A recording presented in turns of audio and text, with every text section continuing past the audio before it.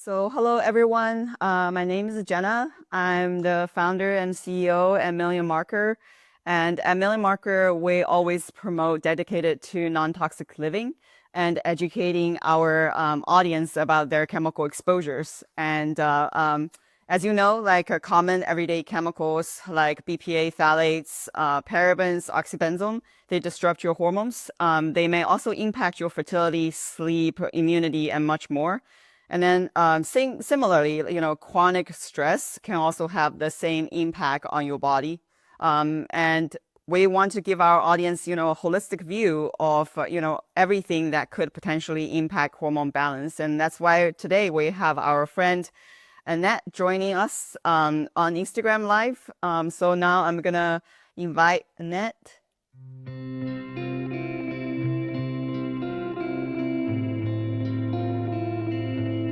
Just trying to wait a minute. Oh, here she is. Yay! Hi, how are you, Jenna? I'm so happy to be here.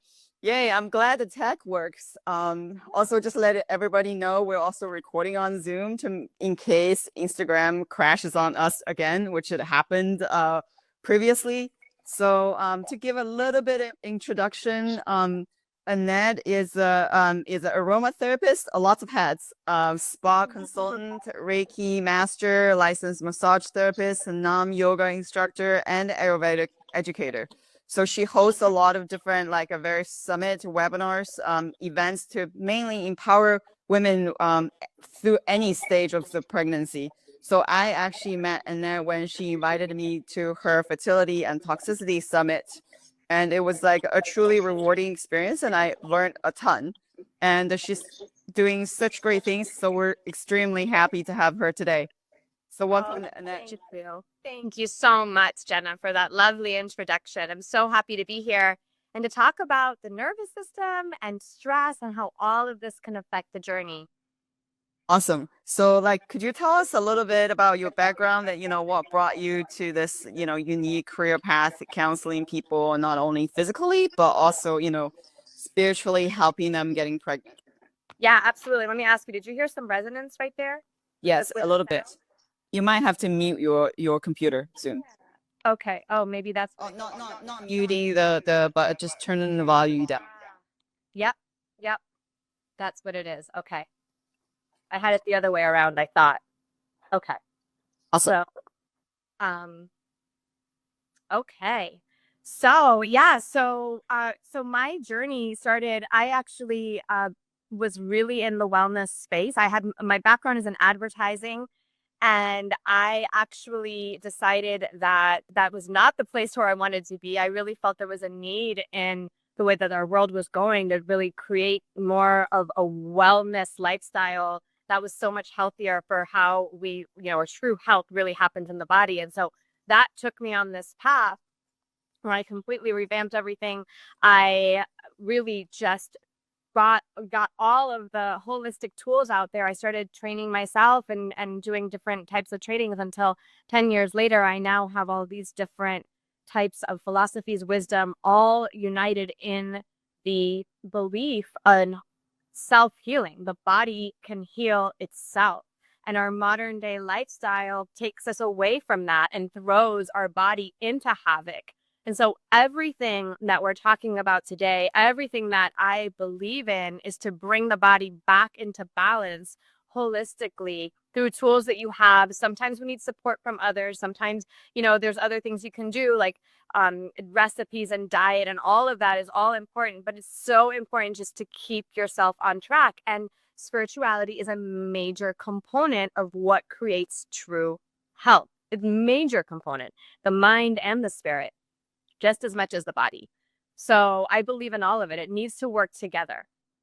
Absolutely. Being holistic is so important. When people hear the word spirituality, they often think about, religion and others, which isn't really necessarily true. So could you explain the difference to our audience? Absolutely. Yeah. So spirituality is about a belief in something greater than yourself.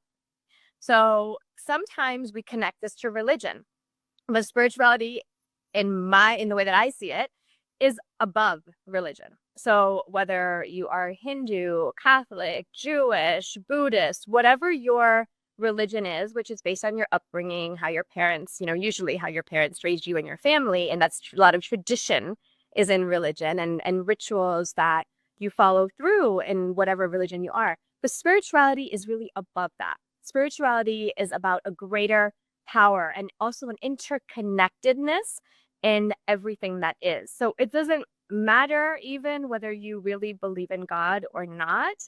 I do, and I actually think your life goes better when goes off better when we do believe in that higher power, which is God. But it could be a higher power in how everything is connected in this order in the universe, in the way that things work. So spirituality is actually about trusting.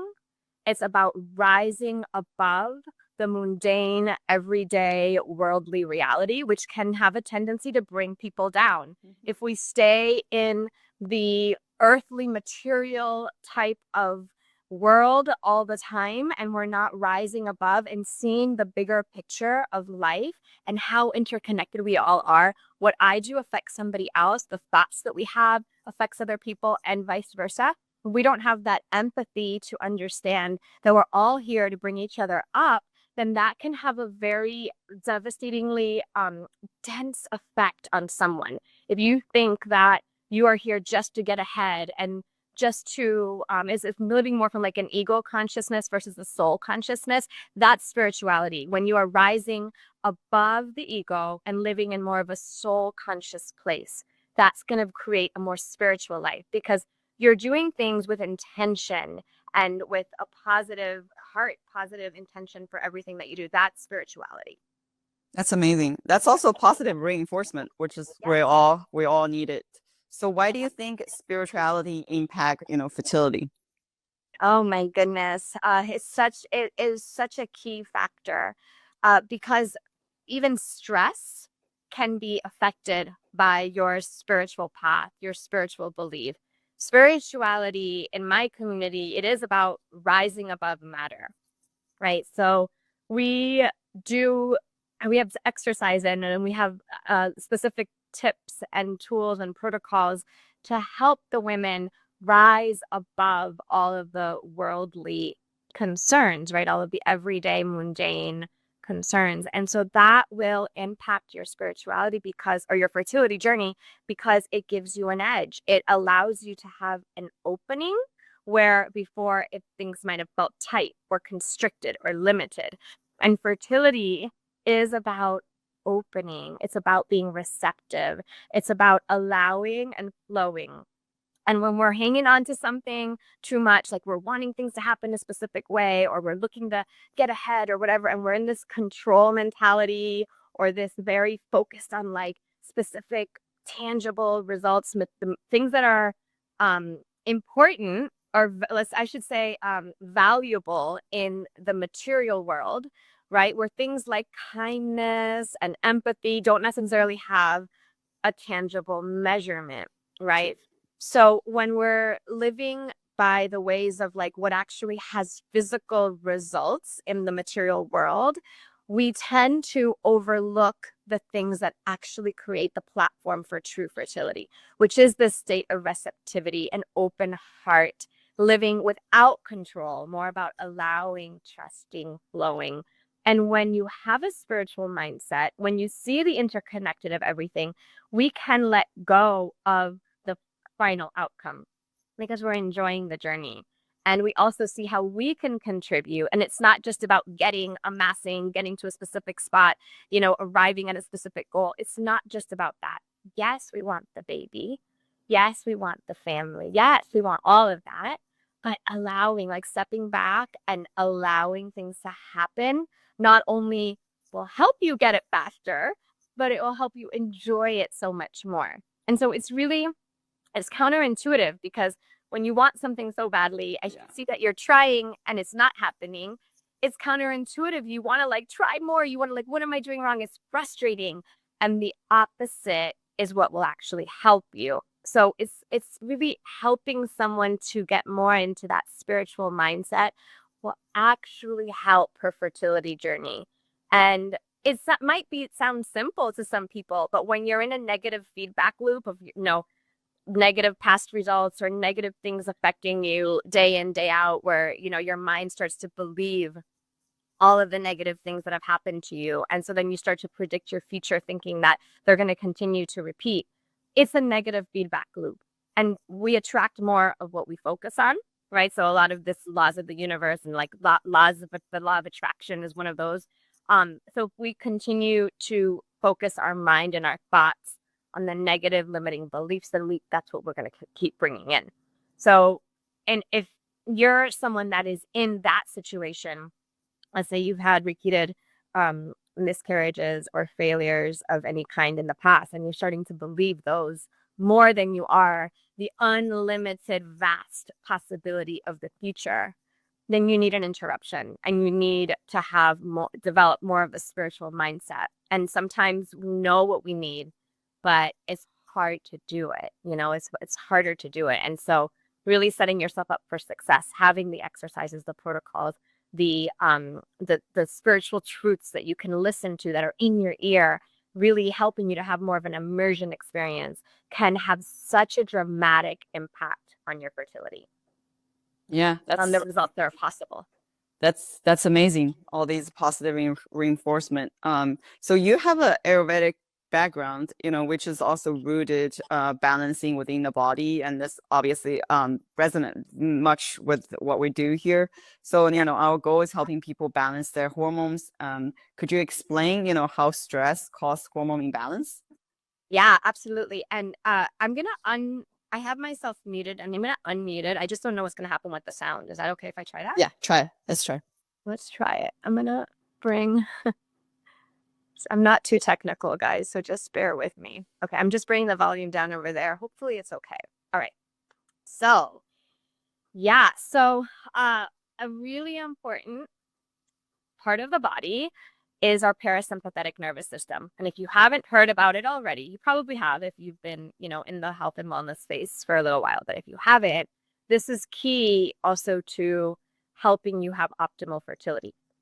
So there's so many things in our society that are going to create the sympathetic nervous system response. The sympathetic nervous system response is the state of alert, red alert. You need to run away from danger. There's going to be a car that's going to hit you over. You need to spring into action to get out of the way.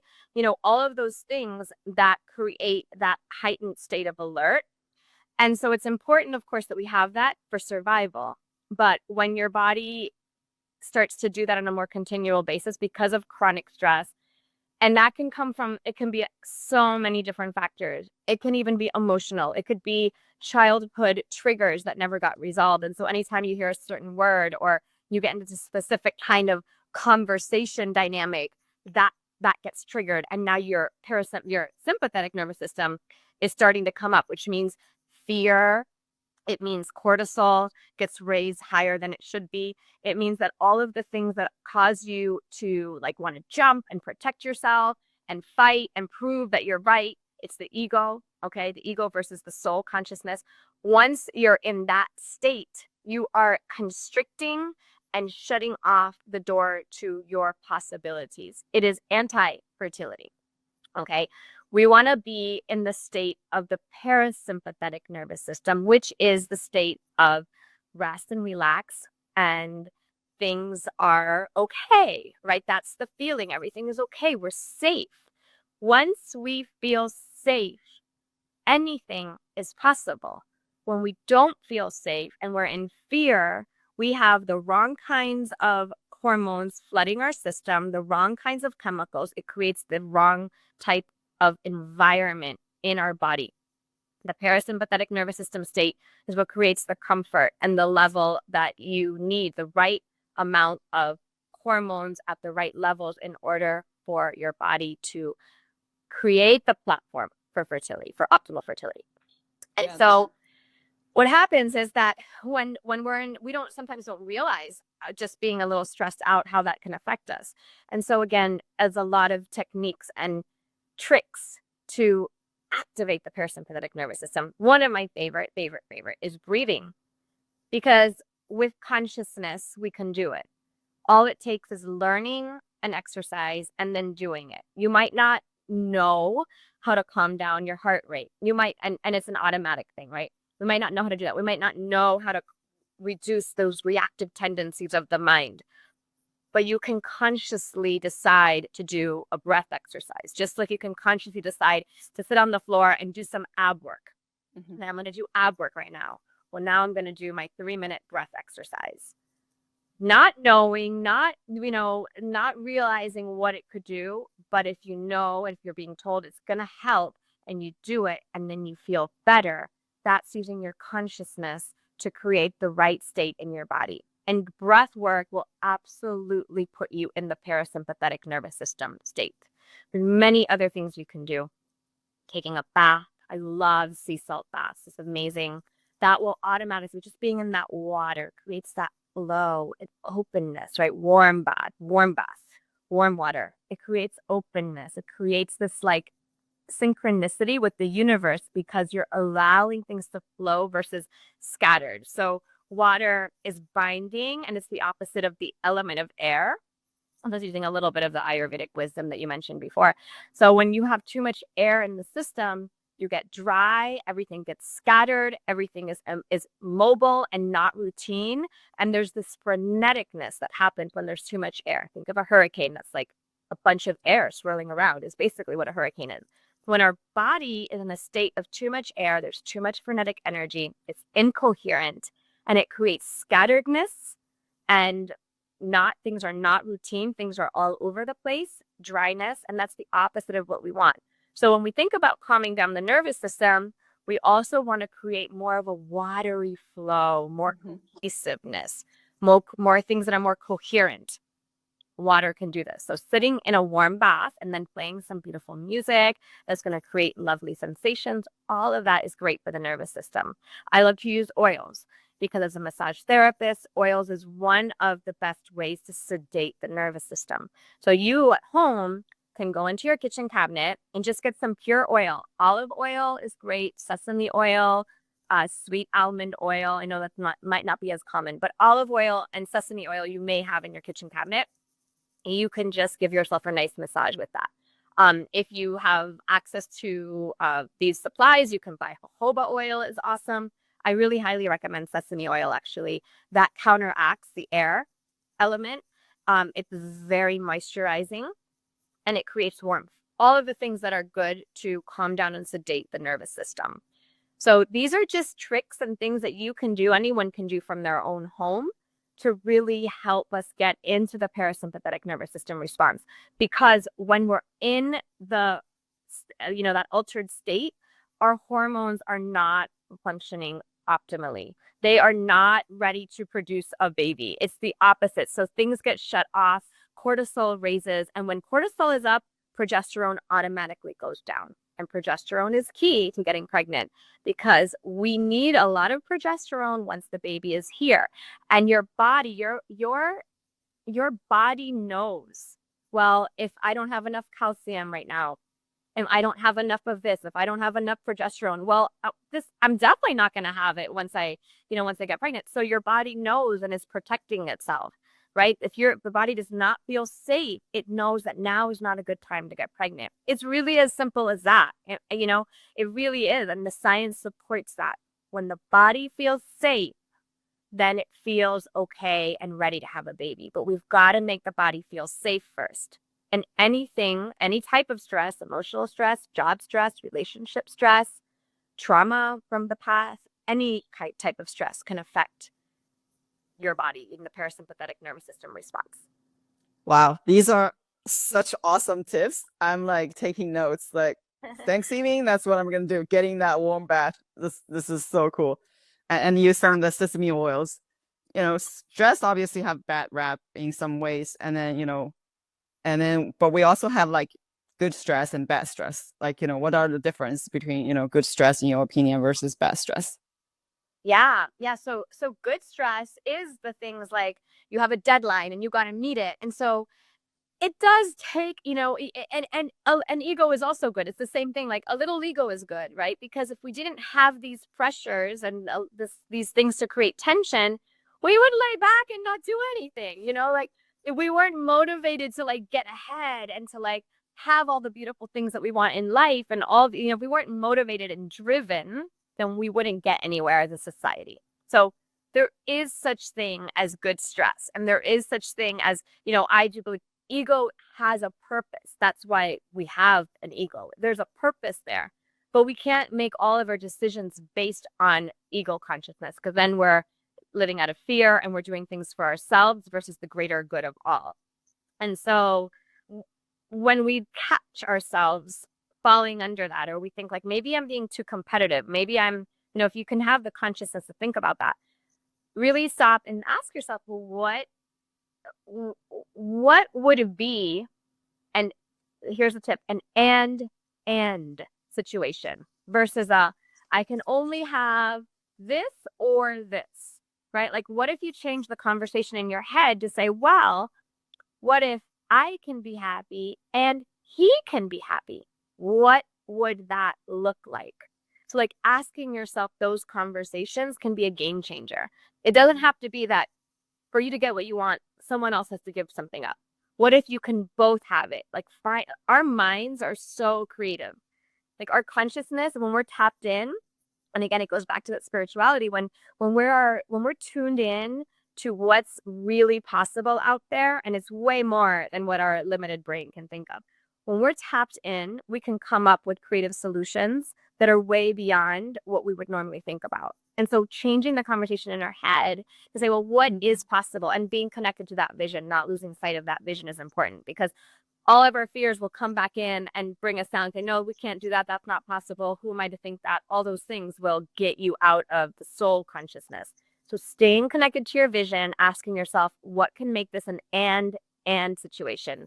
I can have this, and so can he, or so can she. So we can do this and we can do that versus an either or. Awesome tip. So in your practice, what are some common cause of stress with women that you work with? The common cause of stress. Oh gosh. So the biggest one, I think, is time running out.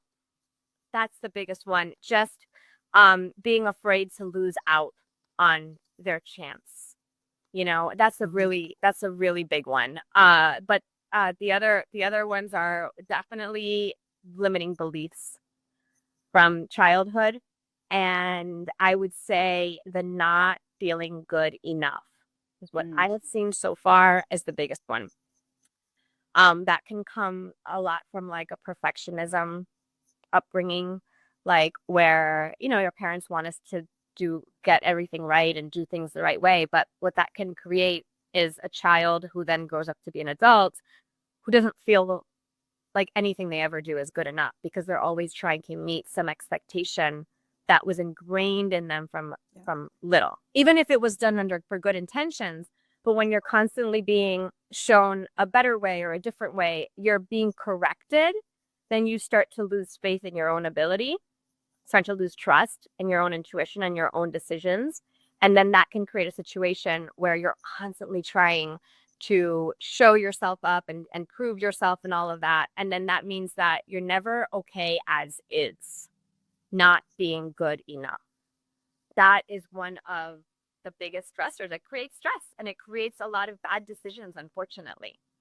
Yeah. So you mentioned, really practical tips, warm bath, asking the end question, sesame oil. So what are other ways to help people healthy ways to help people manage stress? I love essential oils, because the essential oils, they pass through the blood-brain barrier, which means that they're going to reach deep into the recesses of the brain, into the olfactory nerve. It goes deep in there. And that it reaches an area of the brain that is tied to deep memories, usually traumatic, not usually, can be traumatic memories, but any type of like deeply stored memories from the past, from childhood. And so they can actually bring up feelings of that you remember that were good, as well as negative ones. And so when we have like beautiful scents like ylang ylang, or rose oil is the highest vibration oil. It's very expensive, but if you can get your hands on some pure rose oil, if that will really raise your vibration, and it's beautiful. lavender. All of these sedate, and they're beautiful to create and smooth out our memories so that even if they're the traumatic ones that come up, there's this kind of like cleansing and purifying effect that happens. And actually, I believe very much in the need to cleanse and purify. That's why one of my master classes is called Cleanse and Purify, and actually I have a retreat coming up that's Cleanse and Purify, because we want to be continually renewing ourselves, renewing ourselves, renewing ourselves. And it's so important. We always want that opportunity for a fresh new start, no matter what happened. Mhm. And so again, when we do take the spiritual path, that allows us to have a fresh new start anytime we want. And so I give you different tips and techniques of how to have this fresh new start, like your birthday. Well, right there, that's a whole new year. Your sun period begins on your birthday. That's a way for you to have a fresh new start. The beginning of the year, at the equinoxes, at the new moon. Every new moon is an opportunity for a fresh new start. So the universe and the world gives us different opportunities if we're focused in on it, if we know what to look for. And I love to bring that to our awareness so that we can use these tools because they're everywhere. But if we're not paying attention, then we miss that opportunity. And it's really a lot about our intention. Your intention can do everything for you. It can make the biggest difference. And again, that's why having that spiritual approach can focus your intention on creating what you want. And it's so important. It can make all the difference. That makes sense. What about some food? In Ayurvedic practice, I know there's like food also makes a huge difference, and I love food. So, what are some food that you would recommend to help balance stress and hormone levels? Oh gosh. Okay. So I would say number one, make sure you've got some really good fatty acids. So good fats, the avocado, the good fat from the salmon, nuts and seeds. Huge. That's really gonna affect your stress levels because our body needs those to calm down the nervous system, and it also balances our hormones. When we've got all of these really good fat, it's great for the hormonal balance of the body. It avoids an aggravated system. Ghee, you want to be consuming ghee. You want olive oil in your diet. So all of these things can really set us up for success and create the right balance in our system. You want to make sure you're eating plenty of fiber. This will help with your gut microbiome. You want that. It's helping. It's going to the fiber will attach any toxins that need to come out of your system, and it's going to help to eliminate them. So all of that's going to help you function more efficiently, which means then that your body will be producing the hormones that it needs as opposed to not really knowing what to do because it's going to be in a confused state. You want your microbiome to be healthy, which we can definitely create that with your diet. You want the good fats, which also helps the microbiome. And a lot of it is tied to the digestive system. In Ayurveda, we believe that the start of any disease begins with the digestive tract. So if you feel that there's something going on there, you definitely want to have that checked out by a naturopath, a functional medicine doctor, a specialized nutrition. All of those, any of those will help you create a better state within your body. An Ayurvedic practitioner is also, knows about this. So we really want to create a very strong digestive system and digestive fire and not eat too much. You don't want to drink water with your meals. You want to sip a little bit of water before or after, but do not drink too much water while you eat because that's going to reduce your digestive fire. This is working with the element of fire in the body. When our pitta is strong, then we have good and strong digestion, and that's going to affect all the systems of your body, all the systems of your body. So, drinking hot water versus cold water is good. I recommend doing that. I recommend not drinking too much water at mealtime. Like I said, just sips of water so that your mouth is moist, but do not dampen that digestive fire by drinking a cup of water while you eat. It's not recommended in Ayurveda.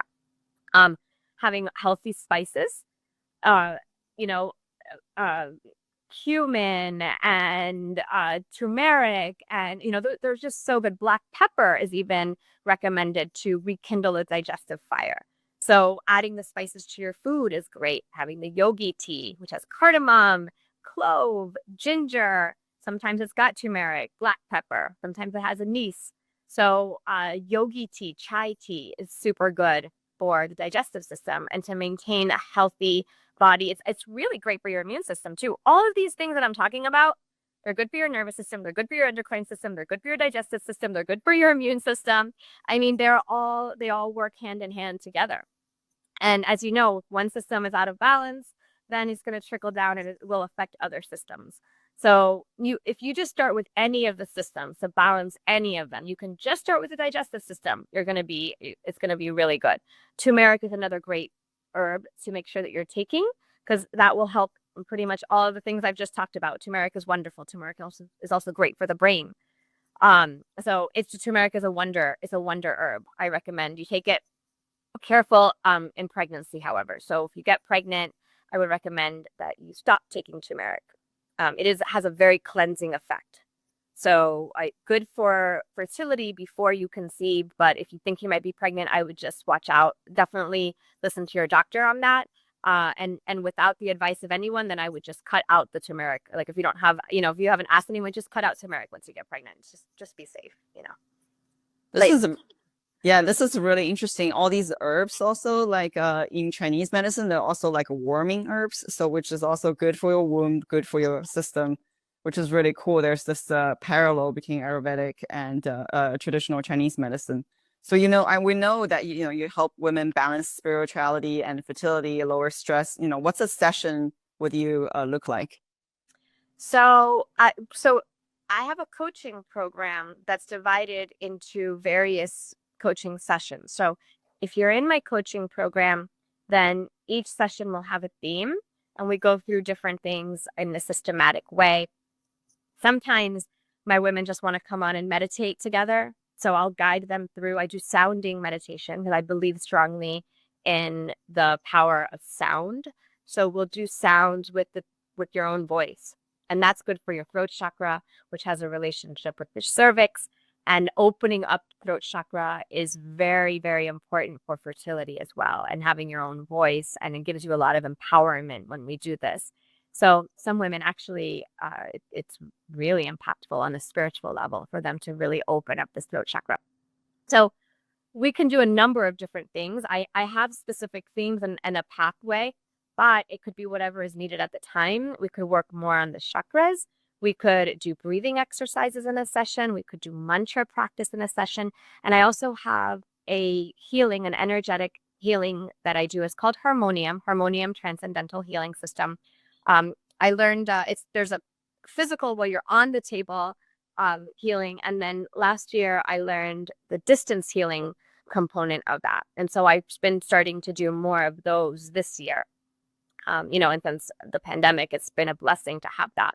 So I've been doing more of that, but that is a technique that calms down the emotional body and puts you in a state of parasympathetic nervous system activated. Like it takes out the stress, actually. It's an energy technique that is good. It balances the emotional body. It also balances karma, and it puts you in a state of rest and relax versus stress. So that's, and then I also, really I speak with my women about anything that comes up, anything from nutrition to relationship problems, to problems with their moms, to overcoming limiting beliefs. All of that is in my program. So just depending on where we are and what's really needed or what the main focus is, that's what we'll work on in any given session. Makes sense. So then what are the difference? What kind of recommendation you would give to a woman who's trying to conceive versus someone who's already pregnant? So for someone who wants to get pregnant, I would recommend just doing whatever you need to do to get into your heart space.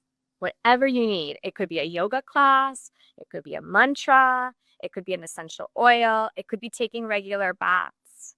It could be listening to spiritual talks. Do whatever you need to do to get into your heart space. Activating that heart space is going to open the door to receptivity, to allowing, to giving up control, to raising your consciousness, and to actually rising above matter. Because when we have an open heart, we see more possibilities. This is important for fertility. So my biggest recommendation would be to activate the heart space. I have a heart chakra meditation actually, so that could be helpful. And and anything that you can do to open up that space is really important. Besides all the other things, the supplements, and most women I find are already on 100 things, 100 supplements. They're on 100 different recommendations and supplements and all that. So, while you want to make sure that there's nothing major missing, like you want to make sure you have enough vitamin D, you want to make sure you've got a lot of antioxidants, and sometimes things like quercetin and glutathione and things like that can really help. But my intention is not to get them on more supplements than they're already doing. It's really more about, well, what else is missing from a spiritual perspective, and what do we need to open up? What has been closed and clamped that we need to open up to allow fertility to happen more easily and more gracefully? Wonderful. We do have one question comes in. Say, can you touch on probiotics for good guts? Is seed probiotic really the only effective probiotic because it's double encapsulation? I actually don't know that answer.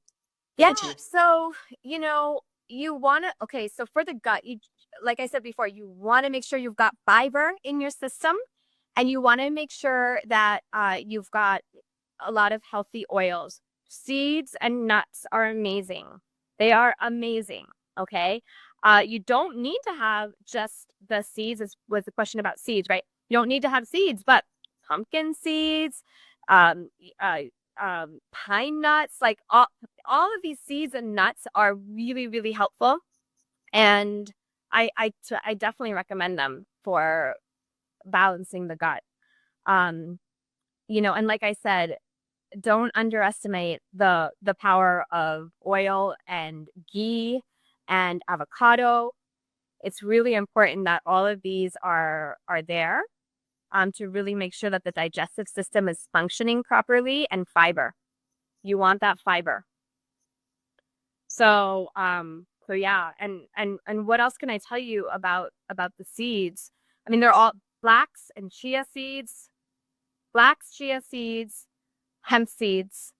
Those are the ones you want to concentrate on the most if you're going with seeds. Okay, flax, hemp, and chia seeds are amazing.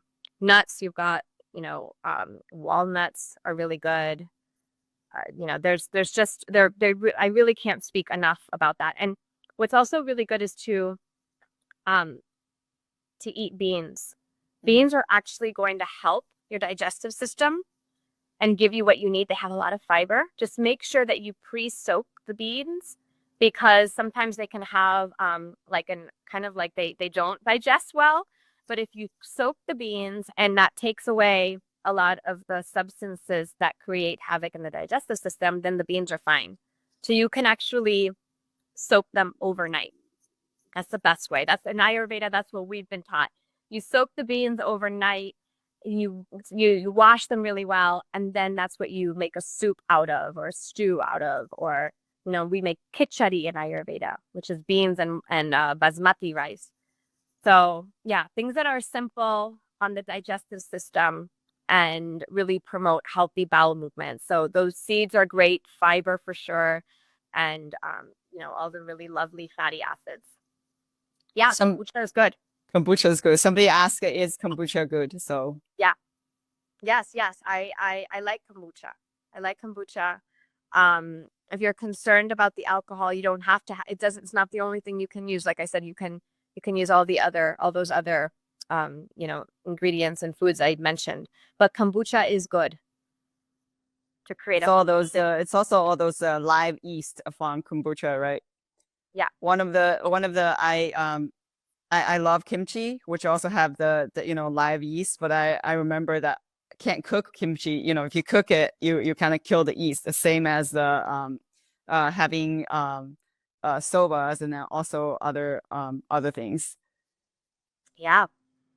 Wonderful. So thank you so much for joining us today, Annette. And then everyone be sure to follow Annette at Annette Figueredo for Instagram, and then also you can check out our LinkedIn bio. You will be able to find Annette's website there. So thank you so much. You're welcome. It's been a joy, Jenna. Thank you so much. I loved having you on my summit. If anyone wants to hear her, it's fertilityandtoxicity.com. you can sign up and you can find out how to find her interview on that. That was awesome. You just talked about your product and how it relieves all the toxins from our life, how you can find out what is needed. And yeah, and I just let me know whatever else you need, Jenna. I love you and your community, and thank you for bringing me on. No, thank you so much. Bye. Bye.